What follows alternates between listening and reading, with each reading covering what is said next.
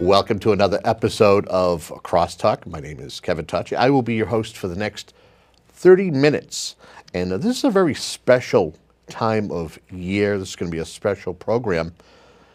This year we see a lot of state elections. We see a lot of different elections, and we're going to bring you different candidates depending on what level: state representative, state senate, maybe even a gubernatorial candidate or two.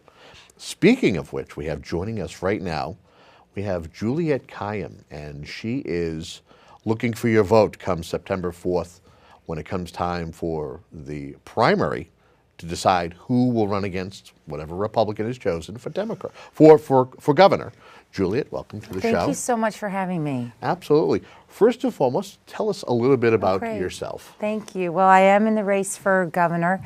I am a mother of 3 children and have spent most of my career in public safety and security. I served President Clinton, Governor Patrick as his Homeland Security advisor, as well as President Obama, and in Homeland Security. So I essentially make government work when it matters, in those moments when people look to government to make it work. And I think it matters all the time. And the challenges that the next governor, as well as this governor, faces are ones that have to be approached with sort of a boldness and an innovation, and it takes bringing a lot of people to the table to get to a common solution. It may not be the perfect, but one that works and keeps pushing us forward. So it's an exciting race, and the skills I bring in complex and crisis management are the ones I care about and think are important for the next governor.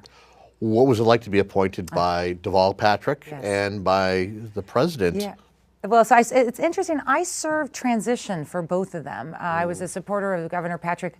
I've known Governor Patrick for a long time. He was my first boss. I was a civil rights attorney for 5 years. I have a law degree, and that's my progressive background. I break down barriers. I bring lawsuits, Title IX cases, military institution cases, opening up VMI and Citadel to women. Those are cases, that's what government's good at, right? Leveling the playing field in a way that when there are real barriers. And so was supportive of him as he ran for governor, and then served on his transition.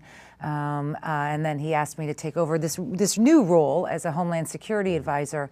What that meant, to say it in English, is I oversaw big agencies, big budgets for preparedness, for safety and security, not just crisis, but for investments in transportation and infrastructure and connecting us, right, and preparing us as a state. I got a similar phone call from Barack Obama's transition team. Can you help us with the transition into the Department of Homeland Security? Because no Democrats had ever been in it.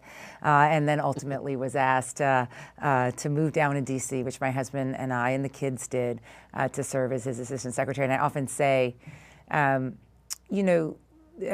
can't predict everything, and I mean that in any person who's a parent or in the real world. What you can do is just prepare and be ready, And so I often tell the story about President Obama's transition. I'm in the Situation Room and getting all these scary, right, these people and that thing, briefings about preparing us who were going to take over, protecting America. So, of course, what's the first thing that we dealt with, the real crisis, is, my first real briefing was, you need to come to the White House. There's a virus in Mexico that is killing children, right? This was H1N1. And I tell that story as you never can. Homeland Security is about the home, and it's about risk reduction. It's not about just a particular type of scary thing. And I always say, it's like you never know, and all you can do is bring the skills and leadership skills to help people, because it ended up being a virus that came into the country, through a border. I have to ask you, so being appointed to positions, how does it differ? Have you ever held an office like planning board, selectmen, town council? Boards for various organizations, mostly related to my kids' schools, and never run for office before. So it is different. I mean, I've had a public role before. Right. I've worked for various TV stations, and some people might remember me. I was the CNN analyst during the Boston Marathon. Almost won a big award, didn't you? Yeah. Oh, and thank you. And I was a columnist for the Boston Globe for several years after I left the Obama administration, and was a Pulitzer finalist. So I came that close. But for a new columnist, it's a pretty big deal. Sure. And that was about the articles I wrote were very, very critical of President Obama and the Pentagon for excluding women from combat. I know your community is very tied into the National Guard and the military. I oversaw the National Guard when I was Homeland Security Advisor. I am committed to the work they do both abroad and of course here in the state. I am the only candidate out there with a comprehensive veterans plan, and so it's part of my blood, who I am. But I was very angry that they were saying that women who were not in combat, over 150 had died. And so I wrote a series of columns. As you know, the Pentagon eventually changed the rules. And I think my columns sort of helped push the Pentagon. Okay. I have to ask you have quite the field right now. And Yes. you have two state elected officials Right. who are running. Right. We won't mention any names because this is your time to Oh, shine. thank you. No, and this is not against any of them. You know, the Attorney General and the Treasurer, Martha Coakley and Steve Grossman, are in the race. And that's all I say. They're in the race. But how difficult is it? I mean, you're being a new candidate. This is a large spotlight to be in. Yeah. And this is a big race, I believe. It this is. year. It is a big race, and it's important that a Democrat wins. So I want to say from the get-go, however this unfolds, I will be behind whoever it is. But the party is ready for new voices, and that is what's been so exciting about my campaign. What we feel, what you see online. They are familiar names, and they represent a certain part of the Democratic Party.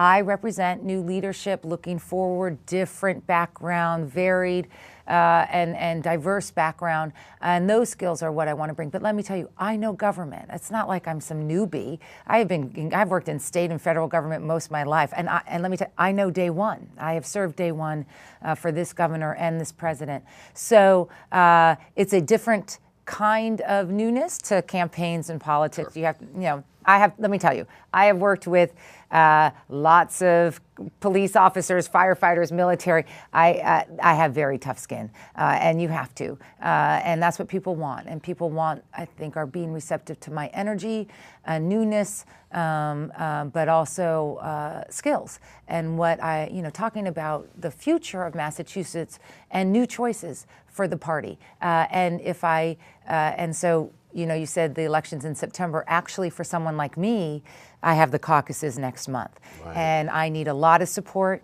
from people. Go online. You'll get the information. And if I get 15% and I'm on the ballot, that's great, Sure. right? I want to be fair, and I'll say that to everybody Yeah. as far as the primary, Oh, of because course. first and foremost, you never want to rule anybody out. I Right. believe it was 8 years. Well, Oh, yes. 7 years ago, people ruled out Deval Patrick. Exactly. He had a 4% name recognition going into the caucuses. For Democrats, in particular, new Democrats, we are all working a caucus strategy. The Attorney General and the Treasurer have the luxury of not needing to do that. They will do incredibly well at the convention. And then the question is, can any of the other candidates get in? So it's a lot of inside baseball, and all I do is sort of just keep doing the messaging, try to galvanize the supporters to show up for the caucuses. And look, name recognition, Deval Patrick had 4%. It is about ideas and policy and looking forward. And I am the candidate who can do that. So, there's pluses and minuses to being well known, right? I mean, so part of me is just sort of people are enthused by someone like me jumping in. Talk to me about what are the top issues that you're hearing from Yeah. the folks out on the campaign trail that you're speaking to, whether it's meet and greets or candidates All of the nights. above, Yeah. all of the above.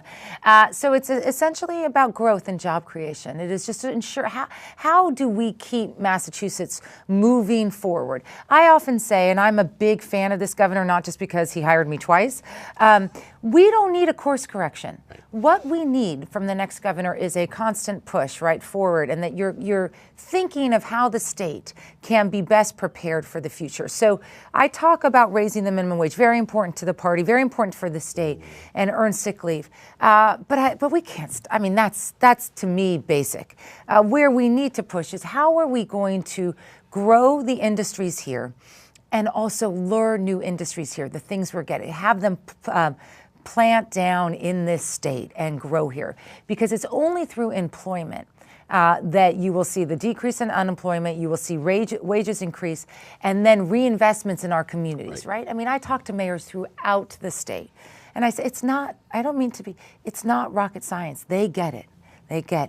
Employ our citizens, they then buy houses. Then that is taxed, residential taxes, that then goes into our schools. They then come into town to see a movie and go to a restaurant. That then generates money for public services. That is essentially it. And so my plan on everything from the economics to climate change, which is a big deal here, and green energy, the range is always do we become as a state at a competitive advantage to the other 49, right? Because that's what it's about. Correct. Best people, best things, best industries. And we know how to do it. We're good at it. I mean, it's a combination of tax breaks, growth of infrastructure, our compassion. I mean, I think we are a very welcoming state. I've been to 44 others. This governor led us through difficult economic times without blaming the immigrants or the unions, and a lot of governors did not. And by supporting our unions and our new communities, we will continue forward. For someone who's been in disaster management, you have to be optimistic, because you see people and how they regroup. People are optimistic, and government just has to support their solutions. Okay. I have to ask you about two different top things that are very pertinent to folks on the South Shore. Local aid, right. Unfunded mandates. Those are two things that are hurting a lot of small communities when they don't get enough local aid, but yet they have mandates that are handed down by the state that they must comply with, but don't have the funding. And I've heard this all my career, both when I was in state government and federal government, because I worked with 50 states when I was in federal government. So I am not only sympathetic to the concerns, but want to change the direction. I think local aid is actually, budgets are a reflection of our moral values, period. That is, any candidate who doesn't, that is exactly right. You can't talk a good talk without saying, here's where I'm going to put the money. So when I think about the budget, we are one state, many solutions. And those solutions are coming from our communities and our local towns and cities. And so we need to support them with either consistent, or depending on what the budget looks like, increased funding.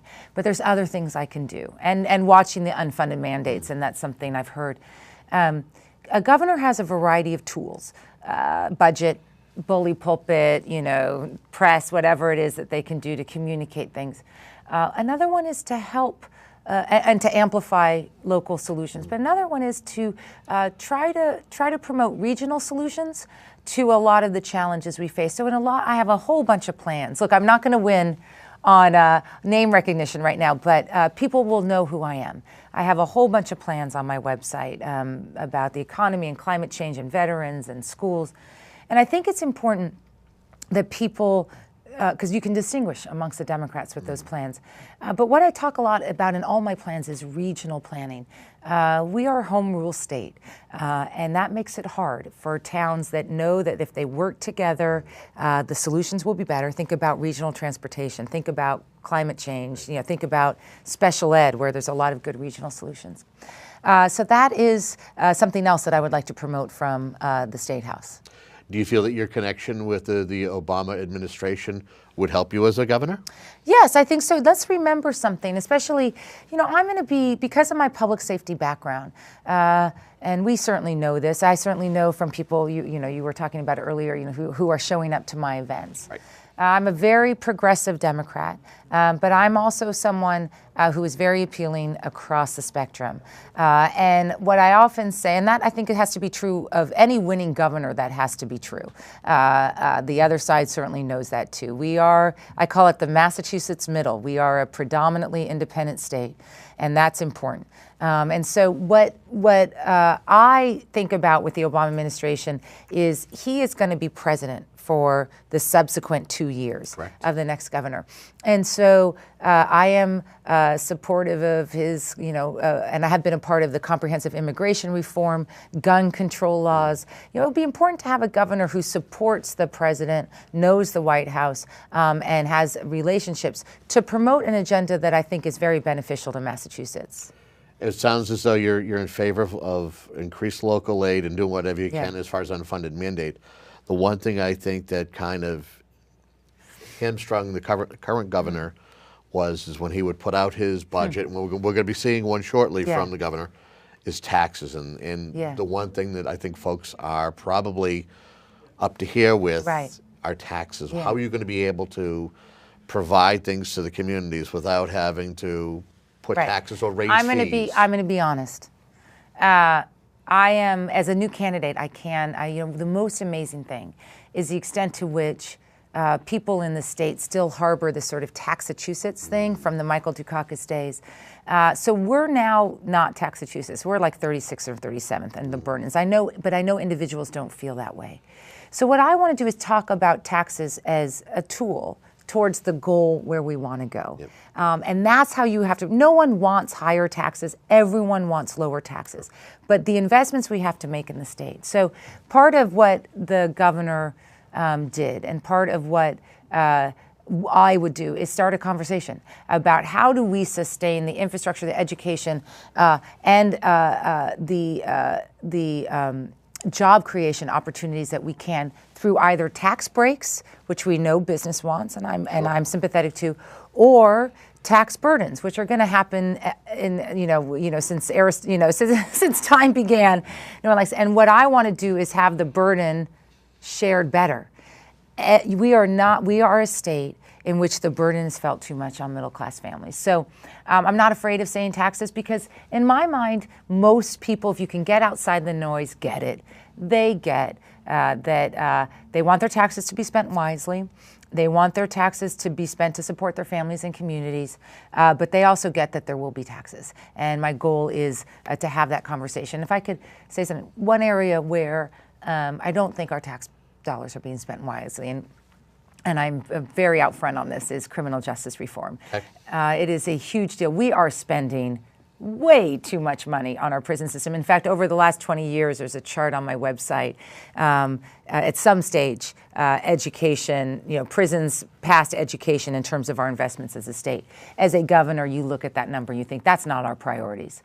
So I have a full proposal, and you certainly know in this area that the criminal justice system is not working. Recidivism is 50% of people coming out of our corrections facilities. And so there are better ways to do it that we can learn from other states, put fewer people in jail, different experience when they are in jail, but more importantly, we can't just throw them away. We need to figure out how people get reintegrated into our communities. Reform them. Otherwise, they're going to commit crimes in our communities. Right. I mean, it's as simple as that. And it's a bad use of our dollars. Speaking of which, the thing that we've seen over the past couple of years, right now there's an ongoing issue with the Department of Children and Families. Also, this past last summer, we saw with the Department of Transitional Assistance problems with the EBT cards. Yeah. Give me your thoughts on departments that need reform, departments that if you're elected, you would look to work closely with. Yes. So let me start with the beginning. I will never blame the recipients of those services. If they are abused by individuals, we need to remember what those services are for. Is not a permanent social service class. They are to get people stabilized so that they could, workforce development, education, so that they can get back into the conversation. And we, as Democrats, we have to remember that, and that is the goal here. But as Democrats, we should be angry if these systems are not delivering. Look, I'm angry about.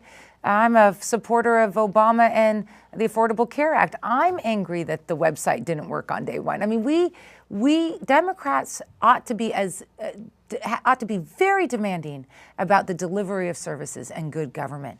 And so all those reviews that are going on, let me talk specifically about DCF. Yep.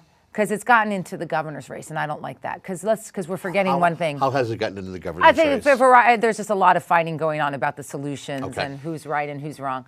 So let me take a step back. Please do. We've lost a child. His name is Jeremiah, and we all failed him. Right? I mean, this is how we have to remember what it means for what happened. It is not about gaining points or firing people. It is, we don't lose children. I mean, it says, I'm a mother. We don't, my youngest is named Jeremiah. We don't lose children. But we have. And so the system has failed all of us.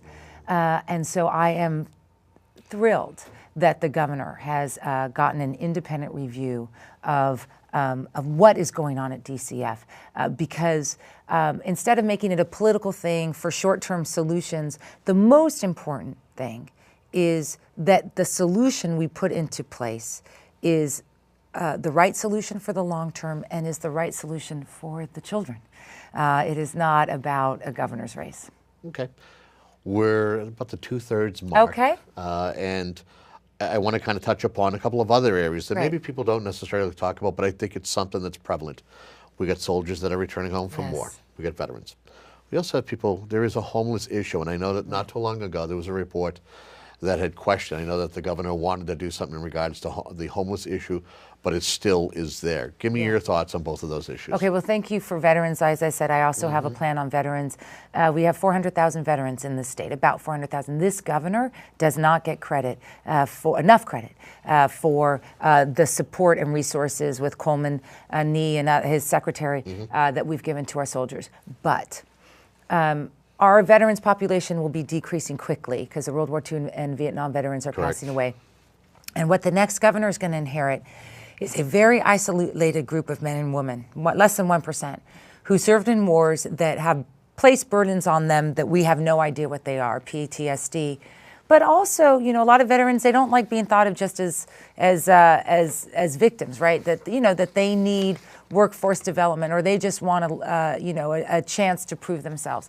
So my plan is very, very strong on how do we do the delivery of services that our veterans are owed for wars that some of us may have even opposed. And how do we support the families? And what is it that a governor can do? And a governor can work with the VA, Veterans Administration, which I've worked with, to deliver services better to our soldiers, promote workforce development. And I know we want to talk homeless, but I want to tell you a story because this is always changing. I like stories. Go ahead. Good, okay. So do you know what well, this is a question. Do you know what a chief of staff or a staff sergeant does in the military? Enlighten us. Okay, so no, the reason why I'm asking is you're basically a good manager, administrative manager, technical manager, someone who can get stuff done. And a lot of these men and women who come out of the military don't know how to translate that into skills. So they have these resumes that say, I did X, Y, and Z, but it's like, if you're a HR person at a big company, you have no idea. And so one thing, what that person actually did, so one thing that is important to work with veterans is, and they learn to be modest. It is all about us, so they don't know how to promote themselves in job interviews. And so one of the things that we've learned works for veterans is you got to get out there, you got to promote yourself, right? Because for so many years they were promoting the cause, but also how to translate the skills, right? If you're driving a convoy in Afghanistan, trust me, you can get a driver's license in Massachusetts to drive a truck. It's almost as bad sometimes, but so those are the kinds of really creative, innovative solutions that I think really work. And on homelessness, this is where regional solutions do work.